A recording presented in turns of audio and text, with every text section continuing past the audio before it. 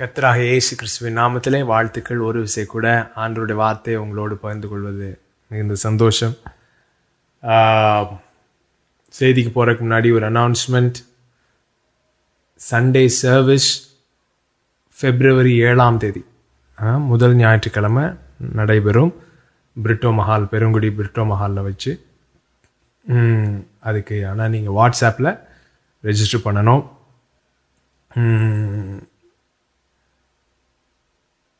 ஏற்கனவே நிறைய தடவை சொல்லிகிட்டே இருக்கிற மாதிரி, ஓகே, சண்டே சர்வீஸ் நடத்துவது தவறல்ல.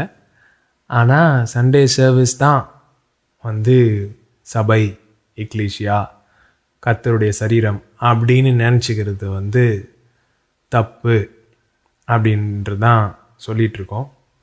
போன வாரமும் அதான் பேசணும். கிறிஸ்துவின் சரீரத்தின் நிஜம், சரிங்களா? ஸோ இந்த கிறிஸ்துவின் சரீரத்தை குறித்ததான இது நமக்கு ஒரு போதனையாக எடுத்துக்கலாம், உபதேசமாக எடுத்துக்கலாம். நல்லா கவனிங்க. நிஜம் வேற,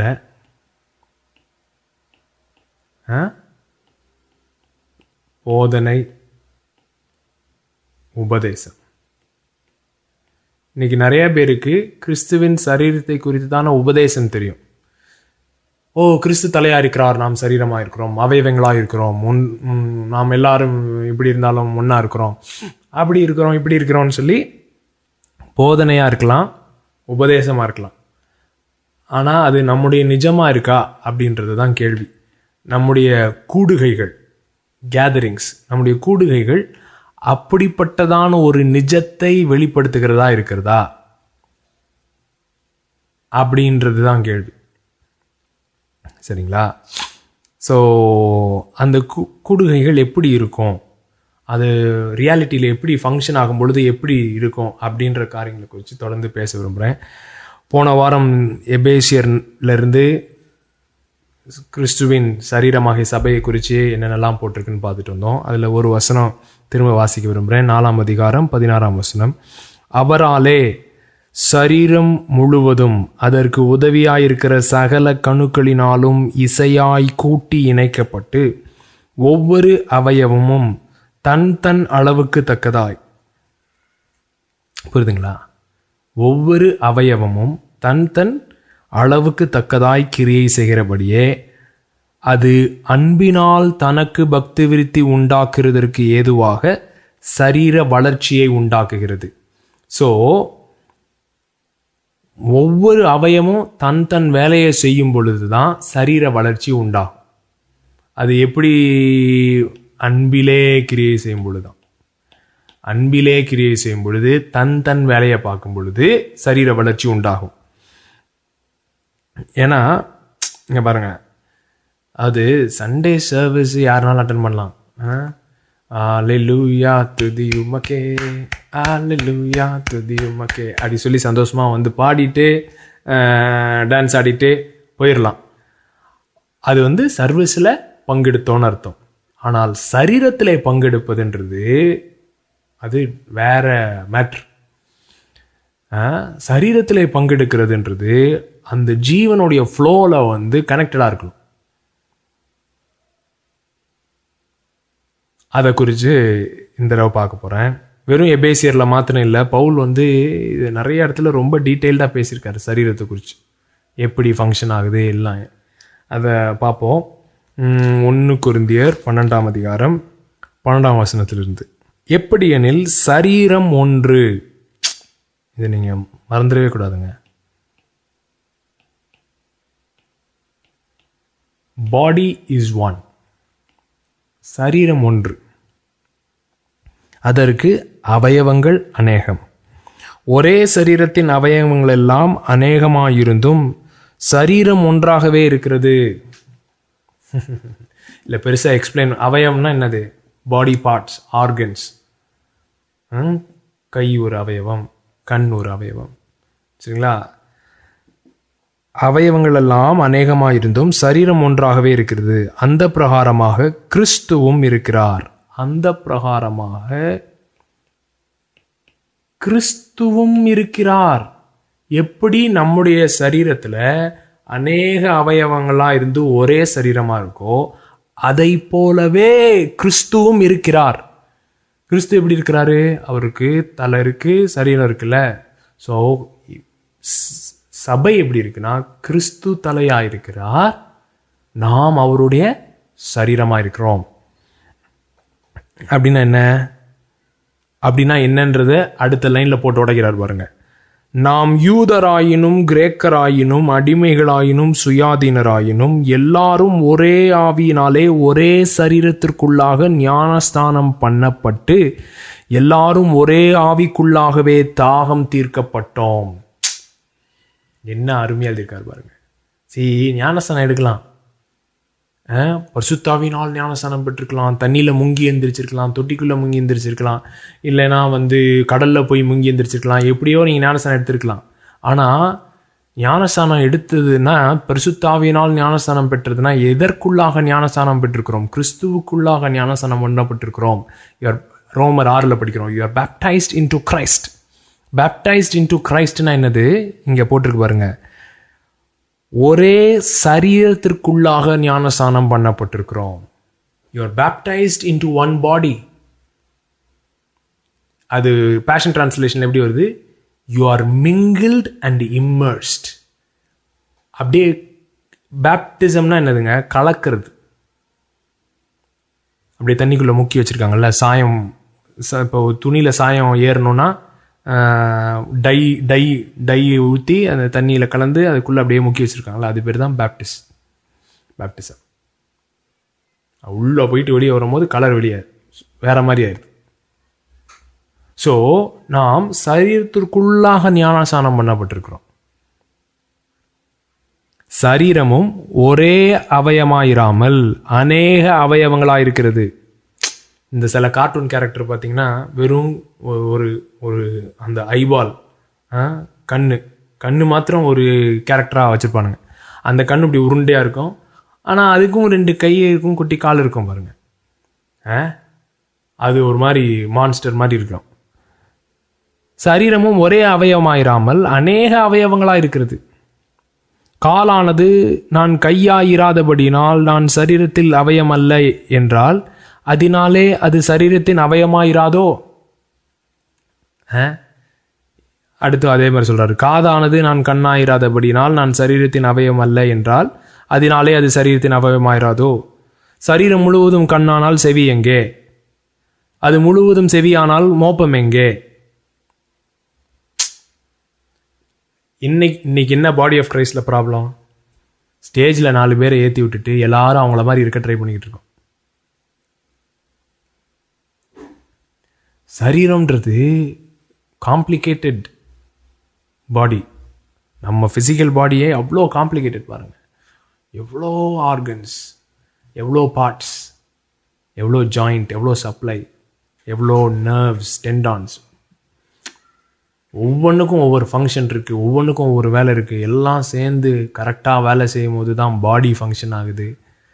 அப்படின்னா தான் லைஃப் ஃப்ளோ ஆகிக்கிட்டு இருக்கு. இதில் எல்லாம் ஒன்றுக்கு ஒன்று பார்த்து பொடாமப்பட்டுக்கிட்டு நான் எல்லாரும் கண்ணாக இருக்கணும், எல்லாரும் வாயாக இருக்கணும்னா அது எப்படி கேவலமாக இருக்கும் அந்த சரீரம் அப்படின்னு சொல்லி பேசுகிறார். ஸோ நாம சரீரத்திலே நம்மளை ஆண்டவர் என்னவா வச்சுருக்காரு அப்படின்றதுல சந்தோஷமாக இல்லாமல் மற்றவர்களை பார்த்து பொறாமைப்பட்டு அதெல்லாம் ஏன் வருதுன்னு வச்சுக்கோங்களேன். பாருங்க, அது தொடர்ந்து பாருங்க. தேவன் தமது சித்தத்தின்படி அவயவங்கள் ஒவ்வொன்றையும் சரீரத்திலே வைத்தார். அவையெல்லாம் ஒரே அவயவமாயிருந்தால் சரீரம் எங்கே? அவயவங்கள் அநேகமாயிருந்தும் சரீரம் ஒன்றே. கண்ணானது கையை பார்த்து நீ எனக்கு வேண்டுவதில்லை என்றும், தலையானது கால்களை நோக்கி நீங்கள் எனக்கு வேண்டுவதில்லை என்றும் சொல்லக்கூடாது. சரீர அவயவங்களில் பலவீனம் உள்ளவைகளாய் காணப்படுகிறவைகளே மிகவும் வேண்டியவைகளாயிருக்கிறது. மேலும் சரீர அவயங்களில் கனவீனமாக காணப்படுகிறவைகளுக்கே அதிக கனத்தை கொடுக்கிறோம். நம்மில் லட்சணம் இல்லாதவைகளே அதிக அலங்காரம் பெறும். நம்மில் லட்சணம் உள்ளவைகளுக்கு அலங்கரிப்பு வேண்டியதில்லை. சரீரத்திலே பிரிவினை உண்டாயிராமல் அவயங்கள் ஒன்றை குறித்து ஒன்று கவலையாயிருக்கிறது. அதுதாங்க சரீரத்தின் நிஜம். அவயவங்கள் ஒன்றை குறித்து ஒன்று கவலையா இருக்கான். நான் கவலைன்னா அப்படி துக்கமா இருக்குன்னு அர்த்தம் இல்லை. they are taking care of one another. ஒன்றுக்கு ஒன்று பிரச்சனைனா எல்லாம் சேர்ந்து ஓடி போய் ஹெல்ப் பண்ணுது. அதுதான் ஒரே சரீரம். ஸோ நம்முடைய கூடுகைகள் அப்படியா இருக்கு. இதெல்லாம் நடக்குதா நம்முடைய ஆராதனைகளில்? இதெல்லாம் டெய்லி ப்ராசஸ். சரிங்களா?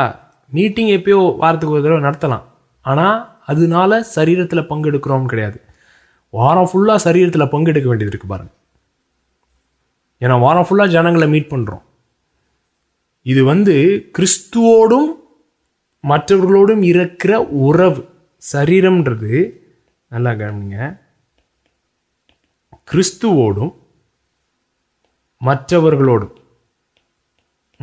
இவங்க ரெண்டு பேர்ட்டையும் இருக்கிற உறவு தான் சரீரத்தின் நிஜம். நீங்கள் தலையோடு எப்படி கனெக்டடாக இருக்கீங்கன்றது மற்ற பாடி பார்ட்டோட எப்படி கனெக்டடாக இருக்கீங்கன்றதுல வெளிப்படும். தலையோட சில இருக்கிற நர்வ் கட் ஆயிடுச்சுன்னு வச்சுக்கோங்களேன், இந்த மாதிரி இழுத்துக்கிட்டு போயிடும் ஒரு பக்கம் மாத்திரம். ஏன்னா தலையோட கனெக்ஷன் ப்ராப்ளமாக இருக்குன்னு அர்த்தம். ஸோ தலையோட கனெக்டடாக இருந்தீங்கன்னா பாடியில் கரெக்டாக ஃபங்க்ஷன் பண்ணுவீங்க. ஆனால் தலையோட கனெக்டடாக இல்லைன்னு வச்சுக்கோங்களேன், உங்களுக்கு ஜீவன் சப்ளை அப்படியே கம்மியாக ஆரம்பிக்கும். அப்புறம் ஃபங்க்ஷன் பண்ணாமல் ஆயிரும் அந்த பார்ட்டு. அப்புறம் அதில் வலி உண்டாகும். அந்த வலினால் சரீரம் ஃபுல்லாகவே கஷ்டப்படும். இது ஒரு தனிநபரின் காரியம் அல்ல, நானும் இயேசுவும் அப்படின்ற ஒரு காரியமே இல்லைங்க. நிறைய பேர் அப்படி நினச்சிக்கிறாங்க. எனக்கு நம்ம இப்போ இந்த இன்ஸ்டிடியூஷனல் சர்ச்சு இதெல்லாம் வேணாம் அப்படின்னு சொன்ன உடனே நம்ம ஏதோ சபையே வேணான்னு சொல்கிற மாதிரி நினச்சிக்கிறாங்க. அப்படி சொல்லலை. சபை வேணான்னு சொல்லலை, சரீரம் வேணான்னு சொல்லலை. சரீரம் வேணான்னு சொன்னால் முட்டாளாக இருப்போம். நமக்கெல்லாம் சரீரம் அவசியம். சரீரத்தில் தான் நம்முடைய அடையாளமே இருக்குது. கண்ணு சரீரத்தோடு இருக்கிறதுனால தான் அதுக்கு அடையாளம். கை சரீரத்தோடு இருக்கிறதுனால தான் அதுக்கு அடையாளம். தனியாக கடந்ததுன்னா ரோட்டில் அதுக்கு மீனிங்கே இல்லை. செத்து போயிடுமா தனியாக கடந்தா. தலையோடு கனெக்டடாக இருக்கும் போது தான் அதுக்குரிய அர்த்தத்தை, அதுக்குரிய நோக்கத்தை நிறைவேற்றுகிறதா இருக்கு. இங்க பாருங்க, கனவீனமாக இருக்கிறவைகள் கனம் பெறுகிறது. ஸோ அந்த மாதிரி ட்ரீட் பண்ணணும் பாருங்க.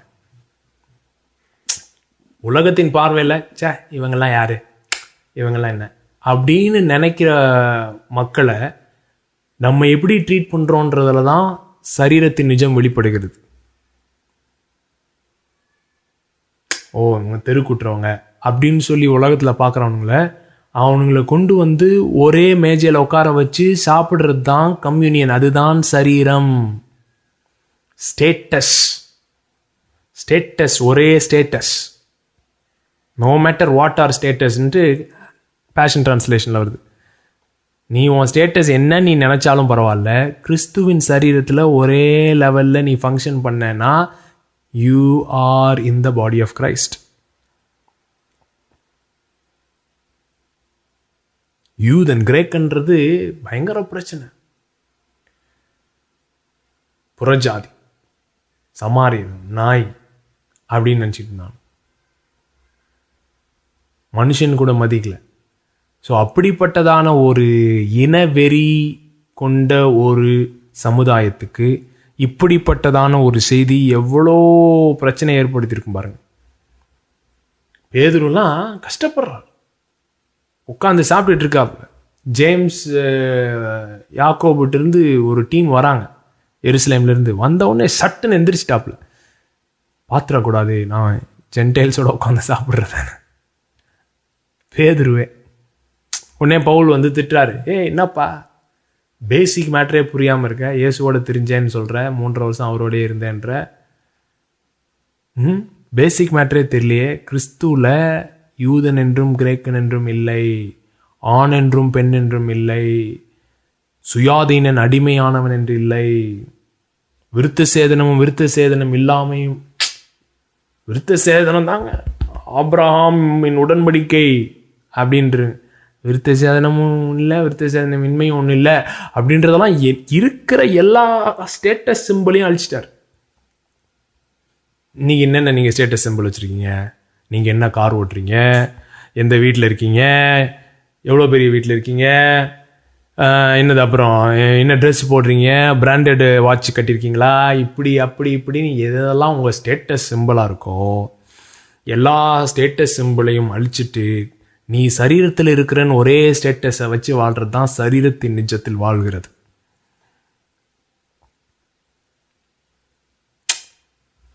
It's very different from operating in a Sunday service. அப்படியே நீங்கள் கார்லேருந்து இறங்கி அப்படியே யார்கிட்டையும் பார்க்காம பேசாமல் கொண்டு ஹாய் ஹாய் ஹாய் ஹாய் அப்படின்னு சொல்லிட்டு வந்து சண்டே சர்வீஸ் அட்டன் பண்ணிட்டு யாருனாலும் போயிடலாம். ஸோ ஸ்டேட்டஸ் மிங்கிலிங்கும் கிடையாது, உங்களுக்கு கஷ்டம் கிடையாது, உங்களுக்கு எதுவும் கிடையாது. இது அப்படியே கிடையாது. சரீரம்ன்றது அப்படி கிடையாது, பாடி லைஃப்ன்றது அப்படி கிடையாது.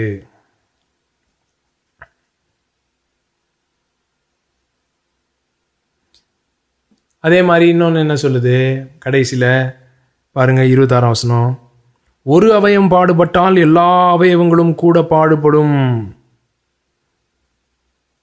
ஒரு அவயம் மகிமைப்பட்டால் எல்லா அவயங்களும் கூட சந்தோஷப்படும். இது நடக்குதா நம்முடைய கேதரிங்ஸில்? ஒரு அவயம் பாடுபட்டால் எல்லாரும் சேர்ந்து பாடுபடுறோமா? பாடுபடுறானே தெரியாது. ஏன்னா அவன்கிட்ட பேசுறதுக்கே டைம் இல்லையே. நம்முடைய ஃபார்மேட், சர்வீஸ் ஃபார்மேட்டில் ஒருத்தன் பேசுறதுக்கே டைம் இல்லையே.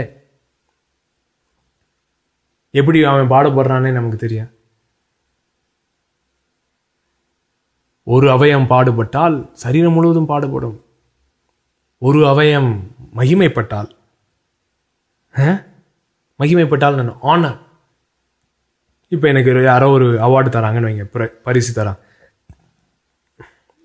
யாரோ பரிசு தராங்க, நான் போய் வாங்குறேன்னு வைங்களேன். என் காலில் சொல்லுதுன்னு வைங்க, கைக்கு தானே கொடுக்குறாங்க, நான் ஏன் வரணும் அப்படின்னு.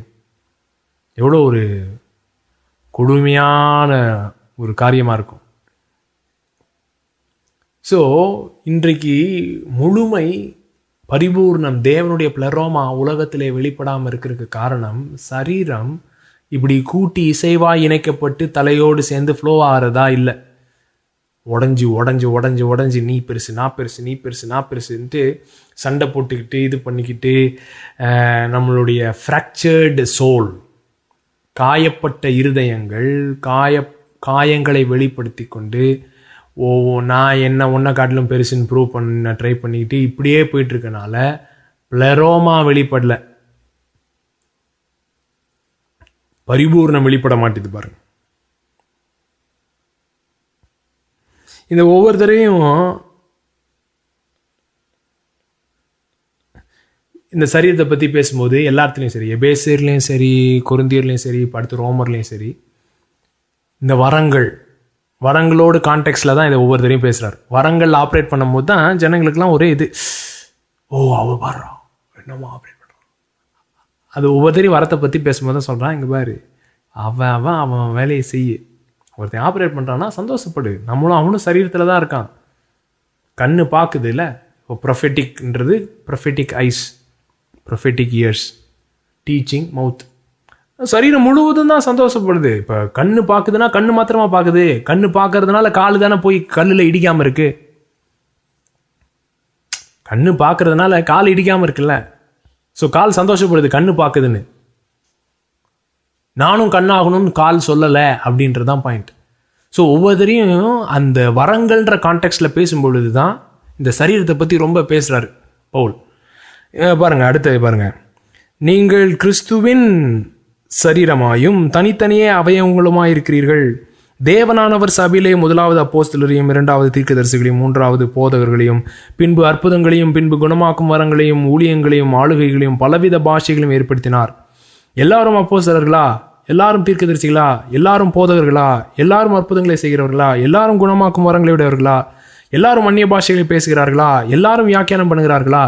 இப்படி இருக்க, கன்க்ளூஷன் பாருங்க, இப்படி இருக்க முக்கியமான வரங்களை நாடுங்கள், இன்னும் அதிக மேன்மையான வழியையும் உங்களுக்கு காண்பிக்கிறேன். சரீரத்தை பற்றி பேசிட்டாரு. ஒவ்வொரு சரீரத்தின் அவயத்துக்கும் ஒவ்வொரு ஃபங்க்ஷன் இருக்குது. சிலர் அப்போஸ்தலர்கள் இதெல்லாம் இருக்காங்க. எல்லாரும் அப்போஸ்தலர்கள் கிடையாது, எல்லாரும் தீர்க்கதரிசி கிடையாது, எல்லாரும் டீச்சர் கிடையாது அப்படின்லாம் சொல்லி முடிச்சுட்டு, I will show you a more excellent way. Gifts எல்லாம் கரெக்டு தான், கிஃப்ட்ஸ் எல்லாம் நாடுங்க, தேடுங்க. ஆனால் இன்னும் மேன்மையான வழி ஒன்றை நான் போதிக்கிறேன் அப்படின்னு சொல்லிட்டு என்ன சொல்கிறாரு? நான் மனுஷர் பாசனை பேசினா என்ன, வியாக்கியானம் பண்ணால் என்ன, கிஃப்ட் எல்லாம் மேலே சொல்லிட்டு இருந்தார்ல, அந்த கிஃப்ட்லலாம் நான் ஆப்ரேட் பண்ணாலும், நான் தீர்க்க தரிசனத்தின் வரத்தை உடையவனாயிருந்து சகல ரகசியங்களையும் சகல அறிவையும் அறிந்தாலும், மலைகளை பெயர்க்கத்தக்கதாக சகல விசுவாசம் உள்ளவனாயிருந்தாலும், அன்பு எனக்கு இராவிட்டால் நான் ஒன்றும் இல்லை. ஸோ ஓகே, நீ அப்போஸ்தலனா இருக்கலாம், ப்ராஃபட்டாக இருக்கலாம், டீச்சராக இருக்கலாம், என்ன மண்ணாங்கட்டியாக இருக்கலாம். ஆனால் அன்புல ஆப்ரேட் பண்ண தெரியல அப்படின்னா ஒன்றும் கிடையாது அப்படின்னு சொல்கிறான். அங்கே அப்புறம் அன்பை பற்றி எக்ஸ்பிளைன் பண்ணிட்டே வர்றார். அன்பு இப்படி, அன்பு இது பண்ணாது, அது பண்ணாது, அன்பு சகலத்தையும் தாங்கும், சகலத்தையும் நம்பும், சத்தியத்திலே சந்தோஷப்படும். இந்த சத்தியன்ற வார்த்தை அலேத்தியா, நிஜம், நிஜத்திலே சந்தோஷப்படும். நிறைவானது வரும் பொழுது குறைவானது ஒளிந்து போகும். சொல்றாரு, அந்நிய பாஷைகள் ஒளிந்து போகலாம், தீர்க்க தரிசனிகள் ஒளிந்து போகலாம். ஏன்னா என்னைக்குமே தீர்க்க தரிசனம் சொல்லிக்கிட்டே இருக்க போறதில்ல, என்னைக்குமே அந்நிய பாஷை பேசிட்டே இருக்கிறது போல. அது எல்லாம் குறைவு உள்ளது. ஆனால் நிறைவானது வரும் பொழுது குறைவானது ஒளிந்து போகுமா. ஸோ அந்த நிறைவானது என்னதான்? ஆப்ரேட்டிங் இன் Agape love, divine love.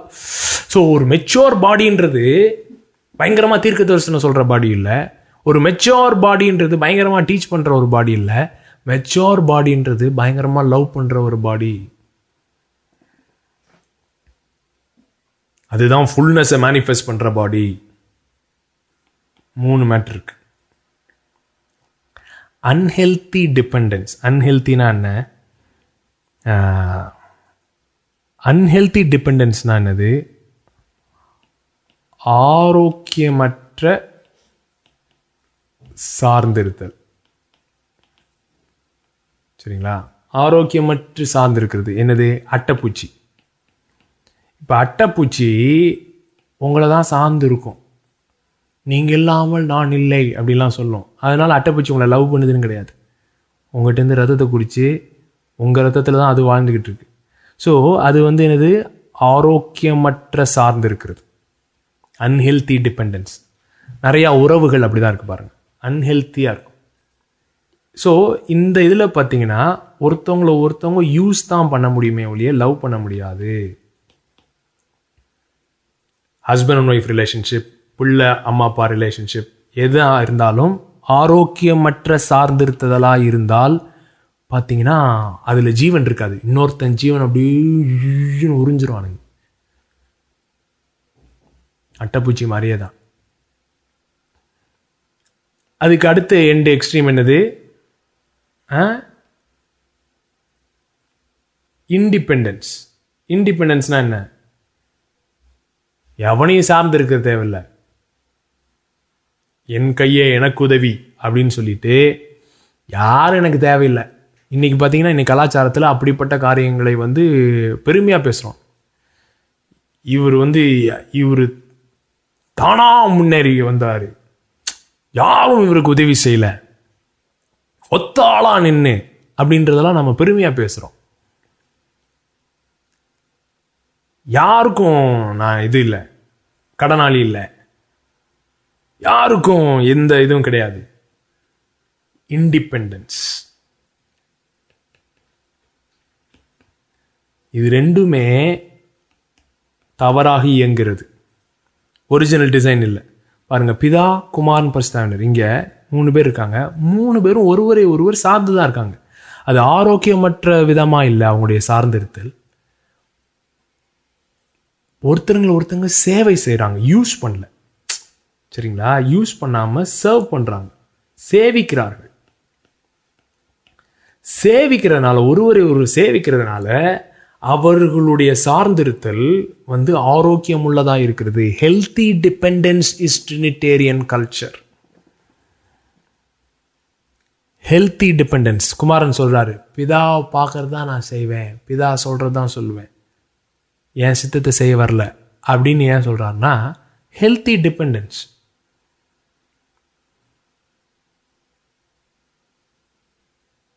So பெற்றோர்கள், பிள்ளைகள், கணவன், மனைவி எல்லா உறவுகள்லையும் ஹெல்த்தி டிபெண்டன்ஸ் இருக்கணும். ஹெல்த்தி டிபெண்டன்ஸ் எப்போனா, I am free to serve you, I am not trying to manipulate you are use you.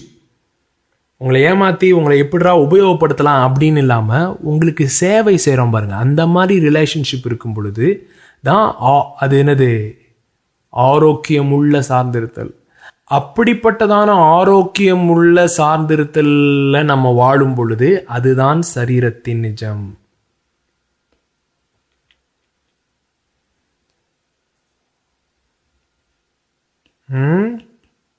நல்லா கவனிங்க.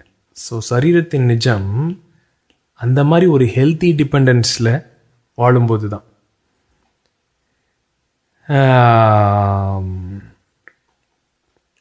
வாங்க ரோமர் 12, 1 Corinthians 12 ரோமர் 12 வந்தாச்சு. 2வது வசனத்திலிருந்து, நீங்கள் இந்த பிரபஞ்சத்திற்கு ஒத்த வேஷம் தெரியாமல் தேவனுடைய நன்மையும் பிரியமும் பரிபூர்ணமான சித்தம் என்னதென்று பகுத்தறியத்தக்கதாக உங்கள் மனம் புதிதாகிறதுனாலே மறுரூபமாகுங்கள். மனம் புதிதாக மறுரூபமாறோமா? மனம் எப்படி புதிதாகணும், எதை நோக்கி புதிதாகணும்னு சொல்லி தொடர்ந்து சொல்றாரு. அல்லாமலும் எனக்கு அருளப்பட்ட கிருபையினாலே நான் சொல்லுகிறதாவது, உங்களில் எவனாலும் தன்னை குறித்து எண்ண வேண்டியதற்கு மிஞ்சி எண்ணாமல் அவனவனுக்கு தேவன் பகிர்ந்த விசுவாச அளவின்படியே தெளிந்த எண்ணமுள்ளவனாய் எண்ண வேண்டும் அப்படின்னு சொல்றாரு பவுல்.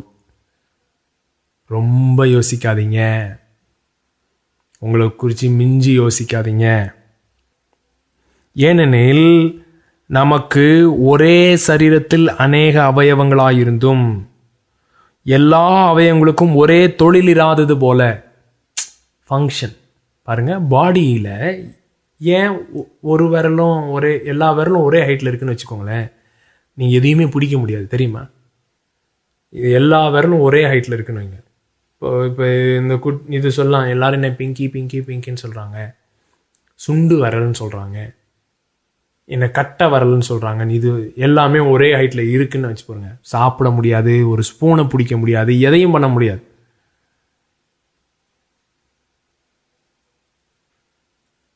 ஏன் இப்படி இருக்கு? ஒவ்வொன்றும் ஒவ்வொரு ஹைட்டில் இருக்குது, ஒவ்வொன்றும் ஒவ்வொரு இடத்துல இருக்குது, இது ஏன் இப்படி தனியாக இங்கே தொங்கிக்கிட்டு இருக்கு அப்படின்னா, இது இருந்தால் தான் பிடிக்க முடியும். இதுவுமே இதே மாதிரி இருக்குன்னு வச்சுக்கோங்க, கட்டை வரலும் சப்போர்ட்டே இருக்காது. அப்படி ஒவ்வொரு பார்ட்டையும் ஆண்டவர் யூனிக்காக டிசைன் பண்ணியிருக்காராம் அதோடைய ஃபங்க்ஷனாலிட்டிக்கு. ஒவ்வொரு அவயவத்தையும் மைன்யூட்டாக யோசித்து இதை இந்த இடத்துல வச்சா, இந்த கிரேஸோட வச்சா, இந்த கெப்பாசிட்டியோட வச்சா, இந்த திறனோட வச்சா, இந்த கிருபையோட வச்சா அது சரீரத்தினுடைய வளர்ச்சிக்கு இவ்வாறாக உதவி செய்யும் அப்படின்னு சொல்லி வச்சிருக்காராம். ஒரே தொழில் இராது போல, கண்ணு பார்க்குது, காது கேட்குது, வாய் பேசுது, கை தூக்குது, காலு நடக்குது. நமக்கு அருளப்பட்ட கிருபையின்படியே நாமும் வெவ்வேறான வரங்களுக்கு, பாருங்க திரும்ப கிஃப்ட்ஸ் பற்றி பேச ஆரம்பிச்சிட்டார். சரீரத்தை பற்றி பேசும்போது தான் கிஃப்ட்ஸ் பற்றி பேசுகிறார், கிஃப்ட்ஸை பற்றி பேசும்போதெல்லாம் சரீரத்தை பற்றி பேசுகிறார். வரங்களுள்ளானவர்களபடியால் நம்மில் தீர்க்க தரிசனம் சொல்லுகிற வரத்தையுடையவன் விசுவாச பிரமாணத்திற்கு ஏற்றபடி சொல்ல கடவன். பேஷன் டிரான்ஸ்லேஷன் எப்படி வருதுன்னா, if you have the grace gift of prophecy, தீர்க்க தரிசனம் அது என்னது? கிருபையின் வரம். அது ஒரு கிருபை. அவன் அவன் லெவல் கிரேஸில், அவன் லெவல் ஃபெய்த்தில் ஆப்ரேட் பண்ணு. மற்றவனை காப்பி அடிக்க ட்ரை பண்ணாத. மற்றவனை காப்பி அடிக்க ட்ரை பண்ணும் பொழுது தான் என்ன ஆகுது? கண்ட கர்மத்தையும் செஞ்சு முடிக்கிறாங்க தீர்க்க தரிசனம்னு சொல்லி. அவன் விசுவாசத்தின் அளவின்படி அவன் கிருபையின் அளவின்படி தீர்க்க தரிசனம் சொல்லு. அடுத்து ஊழியம் செய்கிறவன், சர்வீஸ். பாருங்க, சர்வ் பண்றது. ஊழியம் மினிஸ்ட்ரி அப்படின்னு வச்சுக்காதீங்க, சர்வீஸ், ஒருத்தவங்களை உபசரிக்கிறது. அவன் அந்த கிருபையின்படி செய்ய. புத்தி சொல்லுகிறவன், புத்தி சொல்லுகிறவன் அப்படின்னு வருது. இங்கிலீஷ்ல என்கரேஜ்மெண்ட், உற்சாகப்படுத்துறவன். எவனாலும் புத்தி சொல்லலாம் பாருங்க, பயங்கரமா அறிவுரை எவனாலும் சொல்லலாம். என்கரேஜ், அந்த வேர்டு என்கரேஜ்மெண்ட். புத்தி சொல்லுகிறதில் தரிக்க கடவன். பகிர்ந்து கொடுக்கிறவன், வஞ்சனை இல்லாமல் கொடுக்க கடவன். கிவிங், கொடுக்கிறது. கொடுக்கிறது ஒரு கிரேஸ், கிருபை. பாருங்க, ஒரு கிருபையின் வரம். வரங்களை பற்றி பேசும் பொழுது கொடுக்கறத சொல்றார். எப்படி தீர்க்க தரிசனம் சொல்றாரோ, போதனையை பற்றி சொல்றாரோ, புத்தி சொல்றதை பற்றி சொல்றாரோ, ஊழியம் செய்யறதை பற்றி சொல்றாரோ, அதே மூச்சில் கொடுக்கறதையும் ஒரு கிரேஸ் கிஃப்டா சொல்றார். அவன் எப்படி கொடுக்கணுமா? வஞ்சனை இல்லாமல் கொடுக்கணும். அதை பாஸ்ட் டிரான்ஸ்லேஷன் எப்படி போட்டிருக்காங்கன்னா, ஃபேன்ஃபேர், விதவுட் ஃபேன்ஃபேர். விதவுட் ஃபேன்ஃபேர்னா என்ன? இன்னைக்கு பார்த்தீங்கன்னா ஒரு நடிகனுக்கு விசிறி இருக்காங்க, விசிறிகள். அது ஏன் அப்படி வச்சிருக்காங்கன்னு தெரியல, தமிழில் இந்த டிரான்ஸ்லேட் பண்ணிட்டாங்க, விசிறிகள். என்ன சங்கம்? நடிகர் சங்கங்கள் வச்சிருக்காங்க. தலைவர் வராரு வராரு வராரு. அந்த மாதிரி ஃபேன்ஃபேர்ல இது எதையுமே பண்ணாத அப்படின்னு சொல்றாரு. தீர்க்க தரிசனம் சொல்றியா, ஃபேன்ஃபேர்ல பண்ண சொல்லாத. டீச் பண்றியா, ஃபேன்ஃபேர்ல பண்ணாத. என்கரேஜ் பண்றியா, மற்றவன் 4 பேர் பார்க்கறதுக்காக பண்ணாத. கொடுக்குறியா, மற்றவன் 4 பேர் பார்த்து கை தட்டணும்னு பண்ணாத. அதெல்லாம் பண்றது தான் இன்ஸ்டிடியூஷனல் சர்ச். அதெல்லாம் பண்றது தான் என்னது? கட்டமைப்பின் சபையை கட்டமைப்பை மாற்றி ஆர்கனைசேஷனாக மாற்றினோம்னா இதெல்லாம் வச்சுக்கணும். ஃபேன்ஃபேர் இல்லாமல் அன்பினாலே மோட்டிவேட் ஆகி இதெல்லாம் செய்யும் பொழுது சரீரத்தின் நிஜத்தில் பங்கெடுக்கிறோம். முதலாளியானவன் ஜாக்கிரதையாக இருக்க கடவன். இரக்கம் செய்கிறவன் உற்சாகத்துடனே செய்ய கடவன். உங்கள் அன்பு மாயமற்றதா இருப்பதாக. பேஷன் ட்ரான்ஸ்லேஷன் எப்படி வருதுன்னா, முகமூடி போட்டுட்டு சுற்றிட்டு தெரியாத, மாஸ்க் மாட்டிட்டு தெரியாத. உங்கள் அன்பு மாயமற்றதா இருப்பதாக. Let you love be without hypocrisy. ஹிப்பாக்ரசினா ஸ்டேஜில் ஆக்ட் பண்ணுறாங்கல்ல, மாஸ்க் மாட்டிட்டு, அவங்க பேர் தான் ஹிப்போக்ரட்ஸ் கிரீக்ல.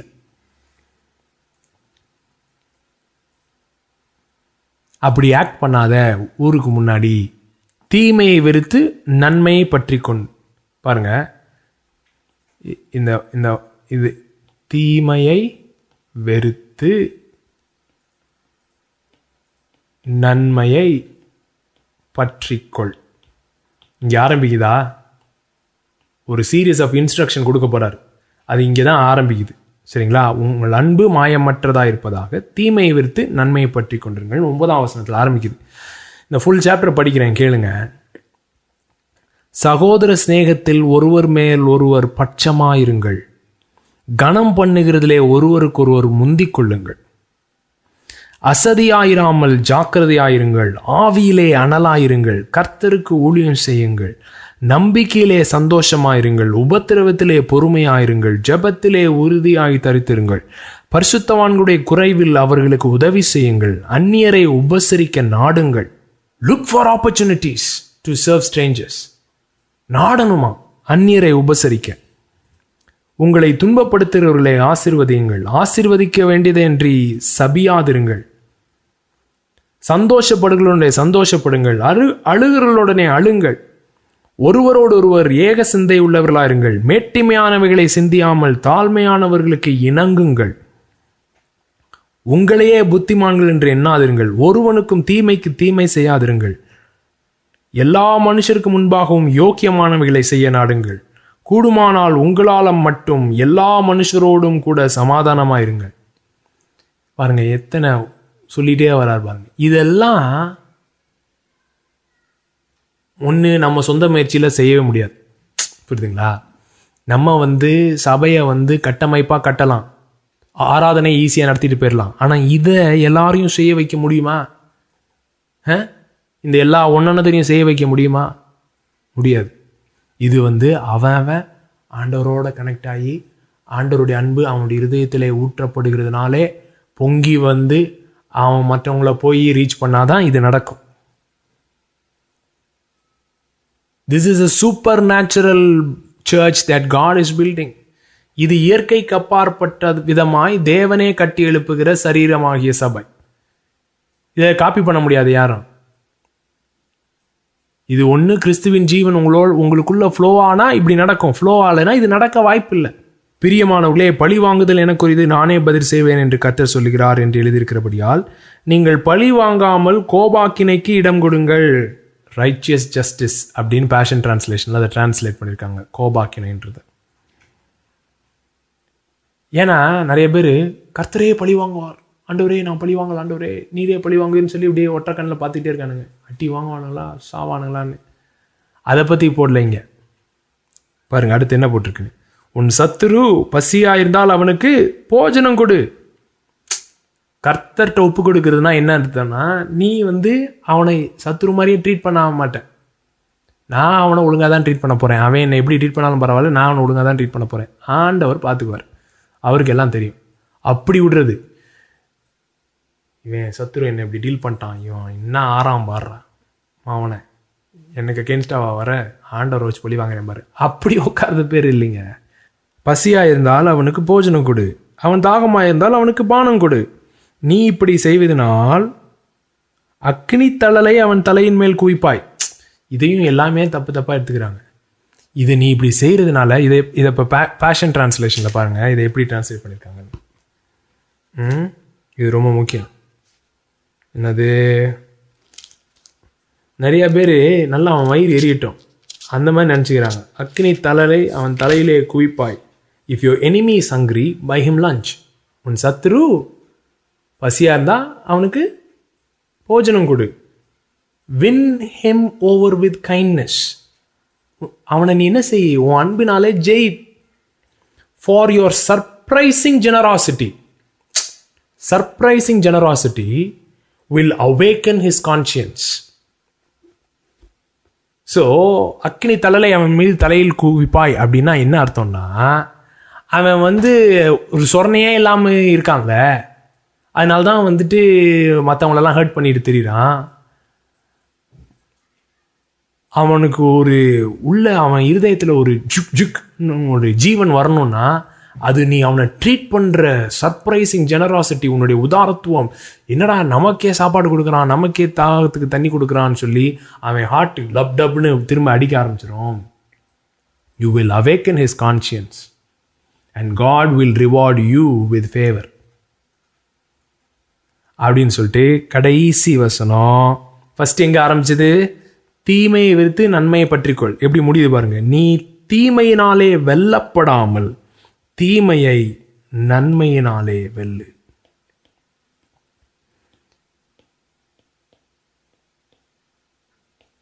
தீமையை நன்மையினாலே வெல்லு. இது மாமியார் மருமக, புருஷன் மனைவி, பிள்ளைகள் பெற்றோர்கள், உங்கள் ஆஃபீஸு, பக்கத்து வீடு, சொந்தக்காரன், எல்லாத்துக்கும் அப்ளிகபிள். தீமையை நன்மையினாலே வெல்லு. இதில் நீங்கள் ஆப்ரேட் பண்ணும் பொழுது தான் சூப்பர் நேச்சுரல் லவ்வில் ஆப்ரேட் பண்ணுறீங்க. அதுதான் சரீரத்தின் நிஜத்திலே பங்கெடுப்பது. யாருனாலும் சண்டே சர்வீஸில் பங்கெடுக்கலாங்க, ஆனால் சரீரத்தின் நிஜத்தில் பங்கெடுப்பதுன்றது தீமையை நன்மையினாலே வெல்லுவது.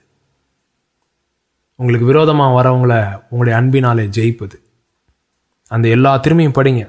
அப்போ படித்ததெல்லாம் 9வது வசனத்திலிருந்து 21வது வசனம் வரைக்கும் அவ்வளோ மேட்ரு போட்டிருக்கு பாருங்க. அது எல்லாத்துலேயும் ஃப்ளோ ஆகிறது தான் சரீரத்தின் நிஜத்திலே ஃப்ளோ ஆகிறது. நான் திரும்ப திரும்ப சொல்கிறேன், இது நம்ம தீமையை நன்மையினால் வெளில போகிறேன் அப்படின்னு நீங்கள் தீர்மானம் எடுக்கிறதுனாலையோ உங்கள் பல்ல கடிச்சிக்கிட்டு யாரையோ லவ் ட்ரை பண்ணுறதுனாலையோ நடக்கிற ஒரு காரியம் அல்ல. இது என்னது பாருங்க, யோவான் 15 பேஷன் டிரான்ஸ்லேஷன்லேருந்து படிக்கிறேன். நானே மெய்யான திராட்சை செடி, என் பிதா திராட்சை தோட்டக்காரர். என்னில் கனி கூடாது இருக்கிற கொடி எதுவோ அதை அவர் அறுத்து போடுகிறார். நான் நிறைய தடவை சொல்லியிருக்கேன் ஏற்கனவே. அந்த கிரீக் வேர்டு வந்து எய்ரோ, அறுத்து போடுகிறார் இல்லை, தூக்கி விடுகிறார். பாருங்க பேஷன் டிரான்ஸ்லேஷனில் எப்படி போட்டுருக்கோம். He cares for the branches connected to me by lifting and propping up the fruitless branches and pruning every fruitful branch to yield a greater harvest. So கனி கொடுக்காத கொடி, திராட்சை செடியெல்லாம் கொடியெல்லாம் கீழே கிடக்கூடாது, மண்ணில் கிடக்கூடாது. மண்ணில் கிடந்தால் கனி கொடுக்காதான். ஸோ அதை தூக்கி கட்டி வைப்பாங்க. அந்த கனி கூடாத மரத்தெல்லாம் என்ன செய்கிறாராம், செடியெல்லாம் தூக்கி விடுகிறார். அதை வந்து அறுத்து போடுகிறான்னு டிரான்ஸ்லேட் பண்ணிட்டாங்க. எய்ரோ, அவனவன் படுக்கை எடுத்துக்கொண்டு நட, தூக்கி கொண்டு நட, அந்த வார்த்தை தான் அது. தூக்கி விடுகிறார். சரிங்களா? நான் உங்களுக்கு சொன்ன உபதேசத்தினாலே நீங்கள் இப்பொழுது சுத்தமாயிருக்கிறீர்கள். என்னில் நிலைத்திருங்கள். அபைட் இன் மீ, நிலைத்திருங்கள். பாருங்க, இந்த சரீரத்தின் வாழ்க்கையை வாழணும்னா இந்த அபைடிங்கை கற்றுக்கணும். Abide in me, remain in me, என்னில் நிலைத்திருங்கள்னு சொல்கிறார் பாருங்க. அவரில் நிலைத்திருக்கணும், அவரோட அந்த அட்டாச்மெண்ட்டில் நிலைத்திருக்கணும். நிலைத்திருக்கும் போது தான் அந்த சப்ளை வருது. அது எப்படி வருது பாருங்க பேஷன் டிரான்ஸ்லேஷனில். You must remain in life union with me. ஜீவன் தருகிற இணைப்பிலே நீங்கள் என்னோடு இணைந்திருக்க வேண்டும். For I remain in life union with you. நான் ஜீவன் தருகிற விதமாய் உங்களோடு இணைக்கப்பட்டிருக்கிறேன். For as a branch severed from the vine will not bear fruit, so your life will be fruitless unless you live your life intimately joined to mine. நீங்கள் என்னோடு நெருக்கமான ஒரு உறவில் இருக்கும் பொழுதுதான் ஜீவன் உங்களுக்குள்ளாய் பாய்ந்து செல்லும். அந்த உறவிலிருந்து அந்த ஜீவன் பாய்ந்து செல்றதுனால தான் நீங்கள் கனி கொடுக்க முடியும். ஸோ நம்ம ரோமர் 12 படித்த எல்லாமே கனிகள். நல்லா கவனிங்க. இப்படி பண்ணுங்க, இப்படி பண்ணுங்க, இப்படி பண்ணுங்க, ஒருவருக்கு இப்படி பண்ணுங்க, இப்படி பண்ணாதீங்க, அதெல்லாம் கனிகள், ஆவியின் கனிகள். சரிங்களா? அது எப்போ உண்டாகும்னா நம்ம அவரோடு வந்து ஜீவன் தருகிற இணைப்பிலே இருக்கும் பொழுது. இது ஒரு டீச்சிங் கிடையாது, இது ஒரு டாக்டரின் கிடையாது, இது ஒரு நிஜம், இது ஒரு நபர், அவரோடு இருக்கிற உறவு. அந்த உறவு உங்களை மறுரூபமாக்குகிற உறவா இருக்கிறது. அவரோடு உண்மையான உறவில் இருந்தீங்கன்னா உங்க வாழ்க்கை கண்டிப்பா மறுரூபமாயே தீரும். முயற்சியே இல்லாமல் மறுரூபமாகும். I am the sprouting vine and you are my branches. நானே திராட்சை செடி, நீங்கள் கொடிகள். As you live in union with me as your source, fruitfulness will stream from within you. But when you live separated from me, you are powerless. பாருங்களேன், நீங்கள் என் கூட இணைப்பில் இருக்கும் பொழுது உங்களுக்குள்ள இருந்து ஜீவன் அப்படியே பாய்ந்து சென்று அது கனியாய் வெளிப்படும். ஆனால் என் கூட கனெக்டடாக இல்லைன்னா நீங்கள் வந்து கனியற்று போவீர்கள், காய்ந்து போவீர்கள். பாருங்க, ஒரு மரம், இந்த செடி, அந்த ஒரு இலை வந்து ஒழுங்காக கனெக்டடாக இல்லைன்னா லைஃப் ஃப்ளோ ஆகாது. ஃப்ளோ ஆகலைன்னா என்ன செய்யும்? அப்படியே கலர் மாறும், அப்படியே காயும், காஞ்சு சொட்டுன்னு கீழே விழுந்துடும். வேணான்னு தள்ளி விடாது மரம், ஆனால் அதே கீழே விழுந்துடும். ஏன்னா கனெக்ஷனில் இல்லை, லைஃப் ஃப்ளோ ஆகலை. லைஃப் யூனியனில் இருக்கும் பொழுது பச்சை பசேனே இருக்கும் பாருங்க. ஜீவன் தரும் இணைப்பு, அதுதான் சரீரத்தின் நிஜம். 9வது வசனம். I love each of you with the same love that the Father loves me. பிதா என்னில் அன்பாயிருக்கிறது போல நானும் உங்களில் அன்பாயிருக்கிறேன். என்னுடைய அன்பிலே நிலைத்திருங்கள். வாவ்! பிதா என்னில் அன்பாயிருக்கிறது போல. I love each of you with the same love that the Father loves me. நாங்கள் உங்கள் ஒவ்வொருவரையும் பிதா எந்த அன்பினாலே என்னை நேசிக்கிறாரோ அதே அன்பினாலே உங்களை நேசிக்கிறேன். வேற என்னங்க? இந்த அன்பை நம்ம அனுபவிக்கும் பொழுது, பிதா இயேசுவை எந்த அன்பினாலே நேசிக்கிறாரோ அதே அன்பு நம்மகிட்ட ஃப்ளோ ஆகிறதுனால, அதே அன்பினாலே அவர் நம்மை நேசிக்கிறதுனாலே, பாருங்க, you must continually let my love nourish your hearts. என்னுடைய அன்பிலே நிலைத்திருங்கள்னா என்ன அர்த்தம்னா, என் அன்பு உன் இருதயத்தை அப்படியே நரிஷ் பண்ண விடு. என் அன்பிலே உன் இருதயம் அப்படியே dip dip lub dub lub டப்ன்றது அவருடைய அன்புல இயங்கட்டும். If you keep my commands you will live in my love, just as I have kept my Father's commands, for I continually live nourished and empowered by His love. I have kept my Father's command because I am continually nourished and empowered by His love. நான் தொடர்ந்தேச்சியாக, ஏதோ என்னைக்கோ ஒரு நாள் இல்லை, தொடர்ந்தேச்சியாக பிதாவின் அன்பினாலே நிறையப்பட்டவனாய் இருக்கிறதுனாலே பிதாவுடைய கற்பனைகளை கை கொள்ளுகிறேன்னு சொல்றார். அதை போலவே நீங்களும் ஏன் அன்பினாலே நிறையப்பட்டவர்களாக இருக்கும் பொழுது என்னுடைய கற்பனைகளை கை கொள்ளுவீர்கள் அப்படின்றார். இது பொதுவாக மாற்றி தான் நமக்கு கண்ணுக்கு தெரியும். கட்டளையை கீழ்ப்படிஞ்சாதான் அன்பு கூற முடியும் அப்படின்ற மாதிரி தான் உங்களுக்கு புரியும். ஆனால் அது சொல்லலை, அப்படி சொல்லலை, அதுக்கு ஆப்போசிட்டாக தான் சொல்லுது. 10வது வசனம், நான் என் பிதாவின் கற்பனைகளை கை கொண்டு அவருடைய அன்பிலே நிலைத்திருக்கிறது போல நீங்களும் என் கற்பனைகளை கை கொண்டிருந்தால் என்னுடைய அன்பிலே நிலைத்திருப்பீர்கள் இருக்குல்ல. அதோடைய மீனிங் என்னன்னா, இங்கே பாருங்க, ஃபார் எங்கே வருதுன்றது ரொம்ப முக்கியம்.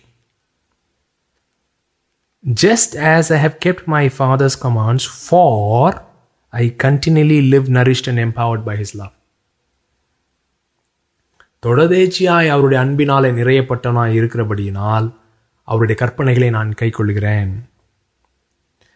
My purpose for telling you these things is so that the joy that I experience will fill your hearts with overflowing gladness. நான் எந்த சந்தோஷத்தை அனுபவிக்கிறேனோ அந்த சந்தோஷத்தை நீங்கள் அனுபவிக்கும்படியா இவைகளை உங்களுக்கு சொல்லுகிறேன். எவைகளை? எப்பா, பிதா என்ன நேசிக்கிறது போலவே நான் உன்னை நேசிக்கிறேன். அந்த அன்புல நீ நிலைத்திரு. அந்த அன்புல நிலைத்திருந்தால் இயேசு அனுபவிக்கிற சந்தோஷத்தை நாம் அனுபவிக்க முடியும். வாவ்! அதுதான் ட்ரையூன் டான்ஸ், அதுதான் ஜிகி ஜிகி பேம் பேம், அதுதான் பெரிகோரோசிஸ், அதுதான் திரியேக நடனம்.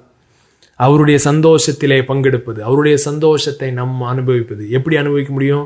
பிதா இயேசுவை எப்படி நேசிக்கிறாரோ அதே நேசத்தினாலே நம்மை நேசிக்கிறார்.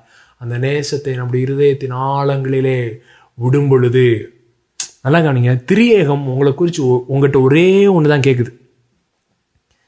நல்லா கவனிங்க, திரியேக தேவன் உங்கள்கிட்ட ஒன்றே ஒன்று தான் கேட்குறாங்க. என்ன தெரியுமா கேட்குறாங்க? உன்னை நேசிக்க விடுவியா? எங்களை உன்னை நேசிக்க விடுவியா? Will you allow us to love you? அதுதாங்க ஒரே கேள்வி. பிதா அதுதான் கேட்குறாரு, குமாரன் அதான் கேட்குறாங்க, பரிசுத்தாவியானவர் தான் கேட்குறாங்க. உன்னுடைய உடைந்த உள்ளங்களில் ஆழமான இடங்களிலே எங்களுடைய அன்பை விடுவியா? எங்களுடைய அன்புக்கு இடம் கொடுப்பியா? உன்னை நேசிக்க விடுவியா? உன்னை சுகப்படுத்த விடுவியா? நீங்கள் அதுக்கு கொஞ்சம் கொஞ்சமாக விடும் பொழுது உங்களுடைய இருதயத்தின் ஆழங்களிலே அவருடைய அன்பு ஊற்றப்பட்டு உங்களுடைய காயங்கள் ஆற்றப்பட்டு அதிலிருந்து ஜீவன் புறப்பட்டு உறவுகளாய் வெளிப்படும் பொழுது அந்த உறவுகள் கட்டி எழும்புது. அதுதான் தேவன் கட்டுகிற சபை, அதுதான் தேவன் கட்டுகிற எக்லீசியா. நம்முடைய கூடுகைகள் அப்படிப்பட்டதாக இருக்கிறதா அப்படின்றது தான் கேள்வி. So this is my command. 12வது வசனம் என்னது? நான் உங்களில் அன்பாய் இருக்கிறது போல நீங்களும் ஒருவரில் ஒருவர் அன்பாய் இருக்க வேண்டும் என்பதே என்னுடைய கற்பனையாக இருக்கிறது. நான் எப்படி உங்களை லவ் பண்ணுறேனோ அதே மாதிரி அந்த அன்பிலிருந்தே நீங்கள் ஒருத்தவங்க லவ் பண்ணுறது. ஸோ ரோமர் 12 நிறையா படிச்சிங்க. ஒவ்வொரு எபிசோட்லையும் கடைசியில் இது பண்ணாத, இது பண்ணாத, இது பண்ணு, அதை பண்ணு நிறையா எக்ஸ்பிளைன் பண்ணியிருக்காரு. அதெல்லாம் எப்போ நடக்கும்னா, இது நம்முடைய வாழ்க்கையில நிஜமாகும் பொழுது, அவருடைய அன்பு நம்முடைய இருதயங்களில் ஆழமாய் ஊற்றப்படும் பொழுது, அவருடைய அன்பினாலே நாம் ஒருவரை ஒருவர் நேசிக்க கற்றுக்கொள்ளும் பொழுது இதெல்லாம் நேச்சுரலாக இருக்கும். ஒருவரை ஒருவர் முந்திக் கொள்வது, கனப்படுத்துவதில், ஒருவரை ஒருவர் தங்களை எண்ண வேண்டியதுக்கு மிக எண்ணாமல் இருக்கிறது, ஒருத்தவங்க ஜெயத்தை நம்முடைய ஜெயமாக கொண்டாடுறது, சந்தோஷப்படுறது, அவங்களோட சேர்ந்து சந்தோஷப்படுறது, அவங்களோட சேர்ந்து துக்கப்படுறது, இதெல்லாம் நேச்சுரலாக நடக்கும். மாஸ்க் போட்டுக்கிட்டு நடிக்க மாட்டோம். இதெல்லாம் செய்கிற மாதிரி மாயமற்ற அன்பு. அது எந்த அன்பு? இயேசு நம் மீது வைத்திருக்கிறது தான் மாயமற்ற அன்பு. அவர் நம்மளை லவ் பண்ணுற மாதிரி நடிக்கலை, உண்மைக்கே லவ் பண்ணுறார். அந்த அன்பில் நம்ம ஆப்ரேட் பண்ணும்போது தான் நம்ம லவ் பண்ணுற மாதிரி நடிக்க தேவையில்லை, நடிக்க மாட்டோம், உண்மையை லவ் பண்ணும். ஒருவன் தன் சிநேகிதற்காக தன் ஜீவனை கொடுக்கிற அன்பிலும் அதிகமான அன்பு ஒருவனிடத்திலும் இல்லையே. இப்படிப்பட்டதான ஒரு சமுதாயம். பிதா, குமாரன், பரிசுத்த ஆவின்னு. இந்த படத்தை பாருங்க. பிதா, குமாரன், பரிசுத்த ஆவியின் அன்பிலே பங்கெடுத்து அந்த ஜீவன் தருகிற இணைப்பிலே, லவ் லைட் லைஃப்.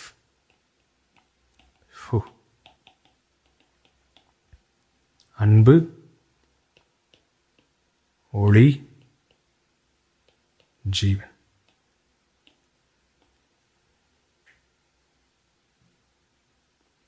இதில் பங்கெடுக்கிறோம் பாருங்க. அவருடைய அன்பிலே, ஒளியிலே நடக்கிறோம், மறைவிலே நடக்காமல். அப்பொழுது ஜீவன் வெளிப்படுகிறது. இந்த மாதிரி ஒரு சமுதாயம், அதுதாங்க சபை, அதுதான் எக்லீசியா, அதுதான் சரீரம். நம்ம சண்டே நடத்துறது பேர் மீட்டிங், சர்வீஸ், அவ்வளோதான்.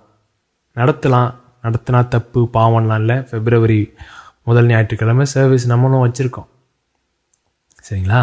ஆனால் சரீரத்தின் நிஜத்தில் வாழ்வது என்பது, சபையின் நிஜத்தில் வாழ்வது என்பது, இப்போ நான் சொன்னேன் பாருங்க, இந்த மாதிரி உங்கள் லைஃப் இருக்கிறது தான் சரீரத்தின் நிஜத்தில் வாழ்வது. நிறைய பேர் நான் இயேசுவோட கனெக்டடாக இருக்கேன்னு தனியாக போகிறாங்க. அப்படி தனியாக போகிறது ஒரு சமுதாயத்துக்கு நேராக போகாமல், இந்த லவ் லைட் லைஃப்பில் பங்கெடுக்காமல், ஒரு உறவில் பங்கெடுக்காமல், நானும் இயேசுவும் தனியாக ஜேர்னியில் போகிறோம் அப்படின்றது அது கரெக்ட் கிடையாது. அது உங்களுடைய பயங்களை தான் வெளிப்படுத்துதே ஒழிய, காயங்களை தான் வெளிப்படுத்துதே ஒழிய, அதை நீங்கள் ஏதோ வெளிப்பாடு, உங்களுக்கு விசேஷ வெளிப்பாடு கிடைச்சதா சொல்லி அந்த பயத்தை மறைக்கிறீங்களே தவிர, உண்மையான வெளிப்பாடு உங்களை சமுதாயத்துக்கு நேராக தான் கொண்டு போகும், கம்யூனிட்டி லிவிங்க்கு நேராக தான் கொண்டு போகும். என்னோட இவங்களோட கனெக்ட் பண்ண கஷ்டமாக இருக்குது, அவங்களோட கனெக்ட் பண்ண கஷ்டமாக இருக்குன்ற மாதிரிங்க. அந்த கஷ்டமான இருக்கிற உறவில் எப்படி ஆண்டவருடைய அன்பை ஃப்ளோ பண்ண விடுறீங்களோ அங்கே தான் சரீரம் வெளிப்படுகிறது. உங்கள் ஸ்டேட்டஸ், உங்கள் ஃப்ரீக்குவன்சிலே நீங்கள் அப்படியே ட்ராவல் பண்ணி போகிறதுக்கு கிறிஸ்துவின் அன்பு உங்களுடைய இருதயத்தை நிரப்பணும்னு அவசியம் இல்லை. அப்படிப்பட்டவங்களை கூப்பிட்டு உங்கள் வீட்டில் சாப்பாடு போடுறது பேர் தான் ரா போஜனம், கம்யூனியன் மீல். இதில் யாருனாலும் அப்படியே பங்கெடுத்துட்டு போயிடலாம் பாருங்கள். அப்படியே காரில் இறங்குவோம், யார் ஹாய் ஹாய் ஹாய் அப்படி மாதிரி சொல்லிட்டு எல்லாம் பாட்டெலாம் பாடிட்டு இதை அப்படியே வாங்கி அப்படியே சாப்பிட்டுட்டு போகிறது, அது சர்வீஸ். ஆனால் ஒருத்தவங்களை வீட்டுக்கு கூப்பிட்டு அவங்களோட உட்காந்து ஒரே மேடையில் உட்காந்து சாப்பிட்டு அவங்க கதையை கேட்டு அவங்களுக்கு உங்கள் கதையை சொல்லி அவங்களோட அன்பில் உறவாடி, உங்கள் அன்பு உங்கள் மூலமாக ஆண்டோட அன்பு அவங்கள ஃப்ளோ ஆகி டச் பண்ணுறது, அதுதான் சரீரம், அதுதான் ரா போஜனம், அதுதான் வேதத்தின் அடிப்படையிலே சபை அப்படி தான் கூடி வந்துச்சு. மீட்டிங்க்கு கூடி வரல, they were doing life together, not meetings together. So நம்ம இதில் பங்கெடுக்கும் போது சொல்லுங்கள், ஆண்டவரே என் கண்களை சரீரத்தின் நிஜத்திற்கு வெளிப்படுத்துங்க. சரீரத்திலே நான் ஞானஸ்நானம் பெற்றிருக்கிறேன், ஒரே சரீரத்துக்குள்ளாய் ஞானஸ்நானம் பண்ண பெற்றிருக்கிறேன், அப்படின்னா என்னென்னு கற்றுத்தாங்க அப்படின்னு சொல்லி கேட்போம்.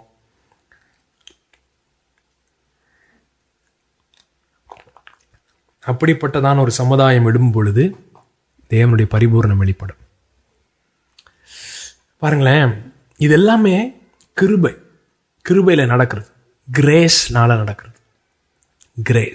கிரேஸ்னா என்ன? நம்முடைய இருதயத்திலே தெய்வீக தாக்கம், நம்முடைய நம்பிக்கைகளை ஆழ்மனதிலே தெய்வீக தாக்கம் ஏற்படுது பாருங்க, அதுதான் கிருபை. Divine influence upon the heart. So ஒவ்வொன்றும் கிருபை, இது எல்லாமே கிருபையினால் வெளிப்பட வேண்டிய காரியம். அதே மாதிரி தான் கொடுக்கறதும் நாம் என்ன சொன்னோம், தீர்க்க தரிசனம் மாதிரி, இது மாதிரி போதனை மாதிரி கொடுக்கறதும் ஒரு கிருபையின் வரம். உதாரத்துவம்ன்றது ஒரு கிருபையின் வரம். 2 கொரிந்தியர் 8:7 அல்லாமலும் பவுல் கொரிந்து சபைக்கு எழுதுறாரு, அல்லாமலும் விசுவாசத்திலும் போதிப்பிலும், அது பேஷன் டென்ஸ்ல எப்படி வருதுன்னா, you have unstoppable faith, powerful preaching. தடுக்க முடியாத விசுவாசம் உங்களுக்கு இருக்கு, வல்லமையான ப்ரீச்சிங் போதனை இருக்கு, அறிவு இருக்கு, ஜாக்கிரதை இருக்கு, இது எல்லாமே இருக்கு. எங்கள் மேல் உங்களோட அன்பு மற்ற எல்லா காரியங்களிலும் நீங்கள் பெருகிருக்கிறது போல. நீங்கள் எல்லாத்துலேயும் எக்ஸல் பண்ணியிருக்கீங்க, டீச்சிங்கில் எக்ஸல் பண்ணியிருக்கீங்க, ஃபெய்த்தில் எக்ஸல் பண்ணியிருக்கீங்க அப்படின்னு சொல்லிட்டே வராரு. எல்லாத்துலேயும் எக்ஸல் பண்ணது போலவே இந்த தர்ம காரியத்திலும் கிரேஸ் ஃபில்டு ஜெனராசிட்டி, கிருபையினாலே நிறையப்பட்ட ஒரு உதாரத்துவத்திலும் பெருக வேண்டும். இதை நான் கட்டளையாய் சொல்லாமல் மற்றவர்களுடைய ஜாக்கிரதையை கொண்டு உங்கள் அன்பின் உண்மையை சோதிக்கும் பொருட்டே சொல்லுகிறேன். ஸோ இதை நான் கொடுத்தே ஆகணும் அப்படின்னு சொல்லலை, உங்களை என்கரேஜ் பண்ணுறேன் அப்படின்னு சொல்கிறார். நீங்கள் இந்த கிரேஸில் ஆப்ரேட் பண்ணும் பொழுது உதாரத்துவம்ன்றது நேச்சுரல் அவுட்ஃப்ளோவாக இருக்கும். அந்த கிருபையிலிருந்தே கொடுங்க. அந்த கிருபையிலிருந்து கொடுத்துருக்கீங்க. ஏகப்பட்ட பேர் அந்த கிருபையில் ஆப்ரேட் பண்ணுறீங்க. I am so proud. நானும் லவ்யூன் நேற்று பேசிகிட்டு இருந்தோம். ஏகப்பட்ட கப்புள்ஸ் அந்த உதாரத்துவத்தில் ஆப்ரேட் பண்ணுறீங்க. God bless you, God bless you. அதன் மூலமாக அநேகருக்கு உதவி செய்ய முடியுது. உங்களுக்கு கண்ணுக்கு தெரியாதவங்களுக்கெல்லாம் அந்த உதவி போகுது. சரிங்களா? ஸோ உங்களுடைய உதாரத்துவத்துக்கு நன்றி. எல்லா கிருபையிலும் பெருகினது போல இந்த கிருபையிலும் பெருகுவீர்களாக. கர்த்தர் தாமே உங்களை ஆசீர்வதிப்பாராக. Sunday service February 7. அப்புறம் இங்கிலீஷ் உங்களுக்கு நல்லா புரியும், அந்த ஃபாரின் ஆக்சென்ட்லாம் கொஞ்சம் புரியும்னா ITTF இன்ட்ரடக்ஷன் டு ட்ரினிட்டேரியன் ஃபெய்த்னு சொல்லி ஒரு 12-week கோர்ஸ் பாக்ஸ்டர் க்ரூகர் நடத்துகிறாங்க.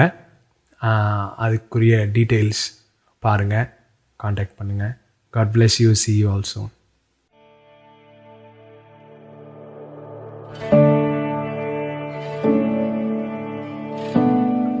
The course was extraordinary in the sense that it was so full of truth and beauty, hopefulness, and there was a solidity and a depth, a kind of, yes, this is true. Like, I don't know where else I would place myself now. And I know that there's a whole world beyond this that I'm yet to discover, and the Lord's going to keep on doing that. Every single week, my mind was completely blown. And the way that I thought about God needed to be trusted, honestly, every single week. Yeah. You know, you can find whatever God you want to find in the Bible. You can find, and you can also find the Father of Jesus. What is faithful obedience to Scripture is to question every other portrait of God in comparison to the revelation of who Father is in the person of Jesus. I just found such freedom in this way of thinking of God. I wanted to be able to see where it came from, the validity of it, and if I wanted to really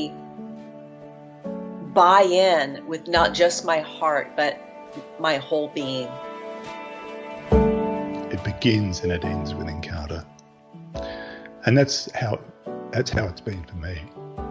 The course gave me an opportunity to be in a conversation with other people who were thinking about and encountering the Trinity, and then to see other people the way that God sees them. Because we're no longer coming from the assumption of separation, we're coming from the assumption that not only is Christ in me, but Christ is also in that other person. And that reframes everything. Gosh, I have people. I have people now outside of my own home church that I can be with, and I can continue the conversation past the course. The investment is small comparatively. I mean, you're going to take this for the rest of your life. I mean, it changes your entire worldview and how you go about pursuing life itself. So it's very worth the investment. So having a framework that positions you for encounter and clearing your head so that your heart can fly free. So that's what this course is going to do, in my opinion. And that's why I am encouraging my friends to do that. You'll find yourself, as you're drawn to this course, that God's inviting you to have an encounter with Him and step into a river. But that encounter continues way after this course. It's going to be with you for the rest of your life. But now, as I'm on my journey, I can see the path ahead, and it's exciting. Now I feel like there's no stopping. There's no stopping God from that flow. The things that you're learning are things that I promise you, there's not a Sunday school classroom or a church service that you've been to that you've heard this stuff before. I promise you. So many things that resonated, that spoke to me personally, that spoke to the world we're living in, that spoke to history, that spoke to the future. This was family. This was like coming into a family, and a family of like-minded people. The best thing that ever happened. Just share how the message has impacted you and where you are in your journey right now. Thank you, Dr. Baxter Kruger. I'm very excited to see you. Thank you so much, for showing us how much God loves us, and we are also in the triune dance, and that's amazing. And my joy has reached the summit. Yes, yes, to have met all of you. Thank you, especially Dr. Baxter. Thank you, Dr. Baxter, for your boldness to share this message to us. And we looking forward to come to India to have a seminar with us, that we can see you lively again. God bless you.